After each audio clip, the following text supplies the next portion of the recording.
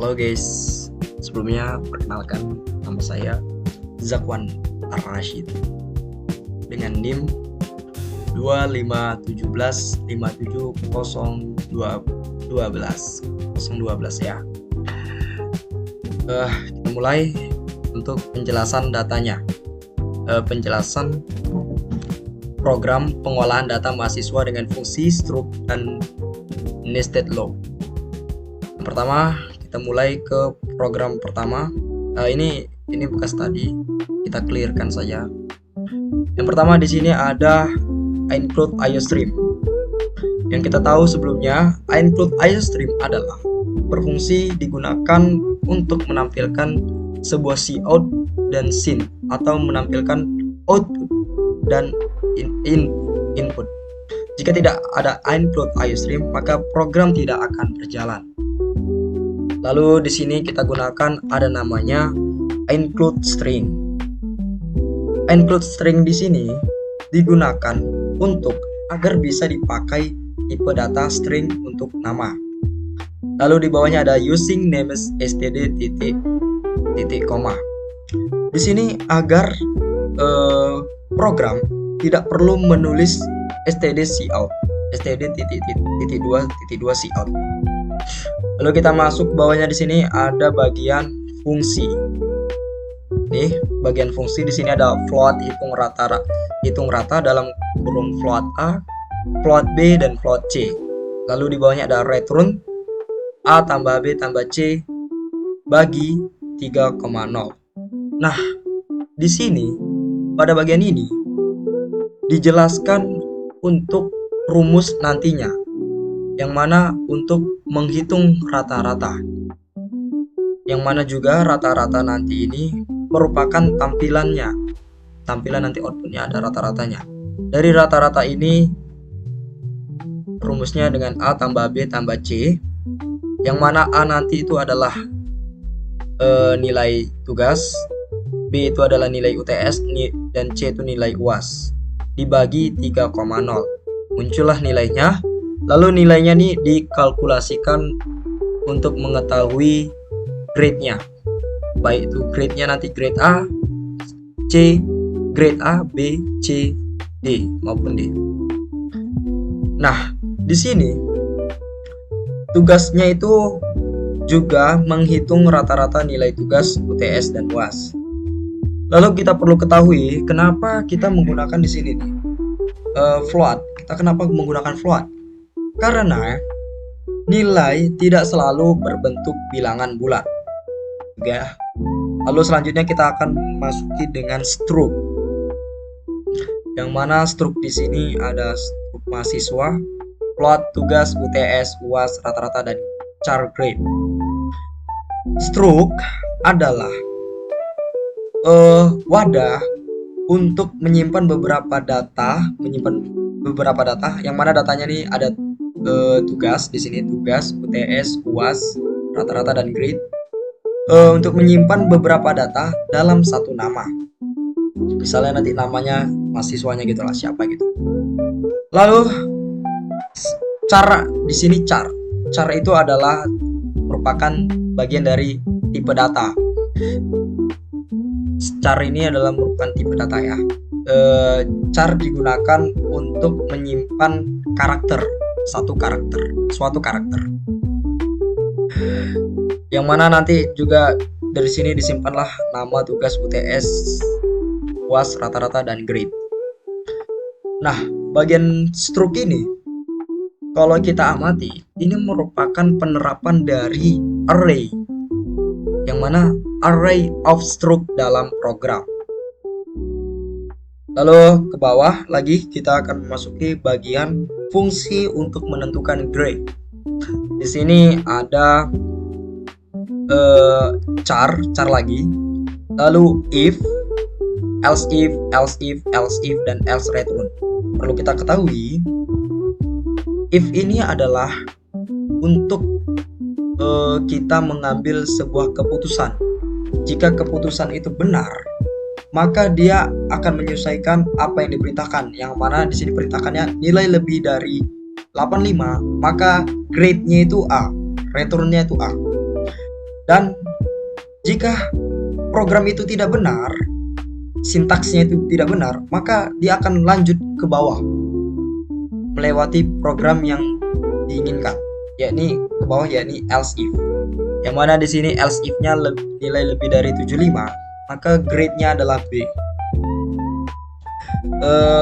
Di sini jika nilai rata-ratanya tidak terpenuhi tadi lebih dari 85, artinya kurang dari 85, lebih dari 75, itu dia B.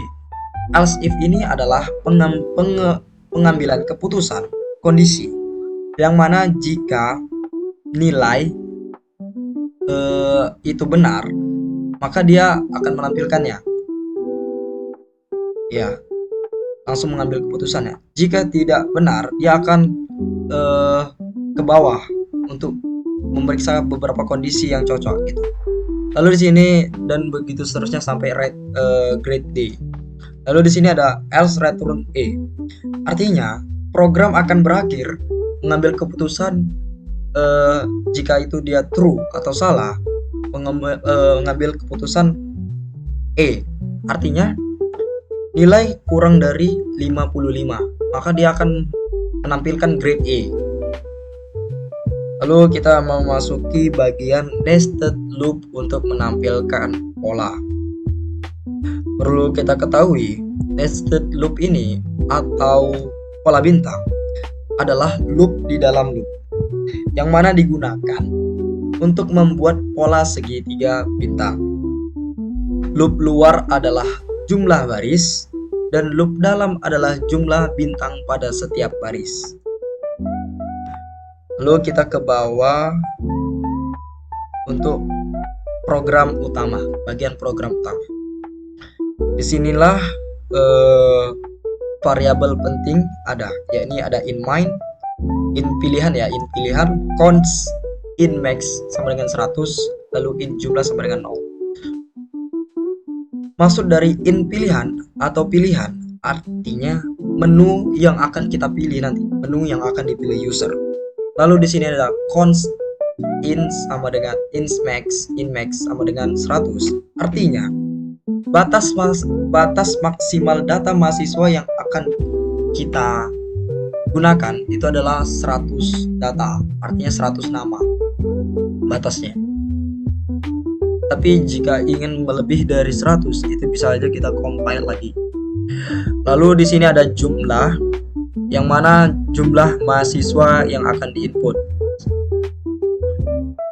Lalu menu program C++ lengkap. Sini nanti akan ini 1 data mahasiswa, input data mahasiswa, 2 tampilkan semua data, 3 tampilkan pola bintang atau nested loop, dan 4 keluar. Di sini nanti akan membentuk outputnya begini nanti. Di sini ada switch. Kita ketahui switch adalah pemilihan suatu kondisi gitu, pilihan. Lalu di sini ada case 1, menu 1, yang mana mengenai nama, nilai tugas, UTS, UAS, dan rata-ratanya, dan juga grade ya. Ini membuktikan bahwa berhasilnya data disimpan dalam bentuk array of struct. Lalu kita masuk ke case, itu tadi case 2 sebelum lama. Case 1 ini untuk program meminta jumlah mahasiswanya ya. Berapa jumlah mahasiswanya? Di sini ya. In I sama dengan 0. Lalu I lebih dari jumlah, increment artinya lebih, I sama dengan 1, I tambah 1. User memasukkan nilai tugas, UTS, UAS. Yang mana program ini menghitung rata-rata menggunakan fungsi, lalu menentukan grade menggunakan fungsi. Oke. Tadi rata-rata sudah saya jelaskan di awal. Lalu break, inilah break ini sangat berguna di sini. Yang mana break ini jika tidak ada break, nanti programnya akan acak-acakan atau error. Lalu kita di sini ada case 2. Case 2 di sini Di sini yang nampak cout ini akan menampilkan data mahasiswa case 2 atau pilihan 2. Nanti akan outputnya ada menu 2. Yang mana di sini untuk menginput data mahasiswa. Input semua data mahasiswa yang ada. Beserta tambahannya di sini ada rata-rata, grade. Rata-rata dengan nilai rata-rata rumusnya sudah dijelaskan tadi di awal dengan fungsi, lalu grade hasil dari rata-rata. Di sini ada break. Break sudah saya jelaskan. Jika tidak ada break, maka nilai atau programnya mungkin acak-acakan, tidak ada batasnya gitu, jadi tidak ada hentinya. Lalu ada case 3. Case 3 di sini atau menu 3 akan di sini akan pola bintang atau nested-nya n, nilai n. Jika dia loop menggunakan nested loop, perulangan di dalam perulangan, maka loop luar merupakan untuk menentukan jumlah baris dan loop dalam untuk menentukan jumlah bintang pada setiap baris. Nah, di case 4 ini adalah menu 4 adalah program selesai. Jika kita menginginkan program selesai, lalu langsung saja kita run ya. Nah, kita mulai coba pilih nomor 1. Jumlah mahasiswa yang akan masukkan kita jumlah 2 dengan nama yang pertama Rio. Nilai tugas 30. Misalnya ini nilai yang mahasiswa yang pertama rendah-rendah aja. Nilai UTS 50, nilai UAS kita buat 70. Nah, data mahasiswa yang kedua kita buat namanya Budi. Kita buat namanya di sini. Nilai tugasnya 50. UTS-nya 80. UAS-nya 98. Nah, di sini akan mengulang lagi pilihan. Inilah fungsi dari tadi while. Di sini while, ulangan while. Lalu di sini kita akan memilih. Nah, untuk jadinya memilih ini adalah digunakannya tadi switch, peran dari switch untuk pengambilan keputusan, untuk mengambil beberapa pilihan. Kita pilih nomor 2. Nah, nanti outputnya, di sini tambahannya adalah rata-rata dan grade-nya. Lalu di sini ada menu program lagi. Kita akan pilih nomor. Kita coba lagi ya, nomor 1. Misalnya kita lupa ada satu mahasiswa yang kita namanya. Kita pilih nomor 1. Jumlah data mahasiswa yang kita pilih 1 aja. Namanya misalnya Rudo, nilainya 78 97.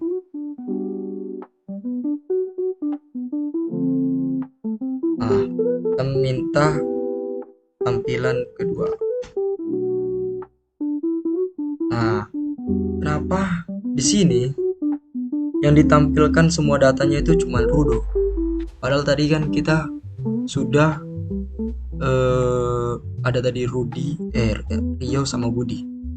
Kenapa cuma Rudo? Karena inilah tadi penggunaan array of struct atau fungsi array, yang mana array tadi itu adalah variabel untuk menyimpan banyak data. Nah, array yang tadi kita pilih adalah in sama dengan 0. Artinya jika datanya itu terpenuhi, maka tidak bisa dilanjutkan. Artinya kalau mau dilanjutkan, mau diubah, dia akan mengulang dari 0. Oke, di sini kita lanjut, pilihkan tampilkan pola bintang.